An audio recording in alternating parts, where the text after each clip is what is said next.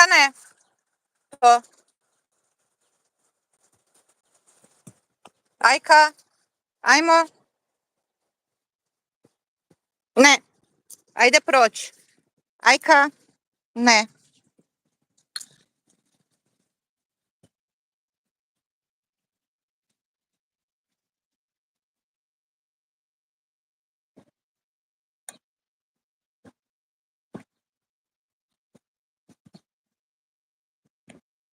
Eto, nismo dugo bile u parkiću. Skužila Ajka gdje idemo i odmah je bila sretna. Da pokažem na koju visinu, jer je nisam ometala, uspjela prilično spretno se popest, ali s obzirom na godine opreznije. Voljeli smo tu često doći, pogotovo kad je bazenčić čisti. Lijepo nam je doći zato što ne plašimo djecu. A onda između ostalog samo dođe jedna gospođa hraniti golubove, pa to malo može biti da im smetamo i pogotovo kad jedu ili kad je neki pas koji baš mora biti sam, ali obično na ulazu pitaš ili ti odmah kažu pa se dogovorite ko će kad ili produžiš dalje.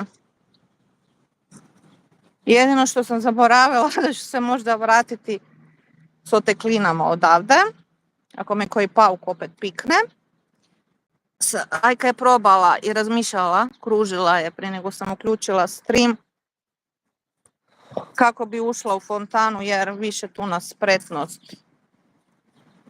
ne drži, možda zbog očiju više. Razmišljala sam da li da joj pomognem da uđe, ali onda sam odlučila jedino ako dođe do mene pa da ju spustim, iako danas nisam baš raspoložena da ide u tu vodu jer je malo muljava, ali ovdje ova fontana ima najmanje bazenčić kemije, tako da i nikad mi je neki osipić nije dobila tu za razliku od Maksimira. Ne sjećam se, makni se od grmlja. I tako. Znači prijedlog gdje možete doći da vam svi upoznaju potpuno drugčiji teren. A i da malo promuvate se po Zagrebu. Evo gospođa se opustila. Pa sad malo ide oko grmlja. Izak je nemam baš neki dobar uvid. Ali bože moj. Sad ćete vidjeti svašta nešto što još ima u parkiću. Ali između ostalog, eto, traži se jedna maca.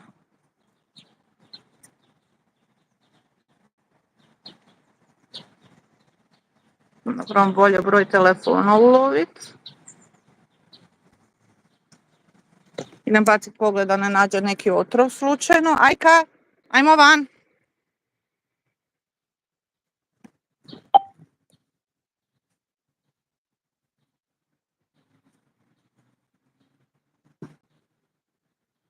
Kako da ja sada, trebat ću vašu pomoć. Kaže David, jel može pos sa Lozovik? To mislim da je lozinka. Pretpostavljam da isto i vi možete onda svoju snimku direktno imati kada imam i ja. Pa David, ako znaš kako da to učinim, a da ne ometnem stream, da plaće helper, ovo mi je prvi put da na taj način streamam. Da vidimo.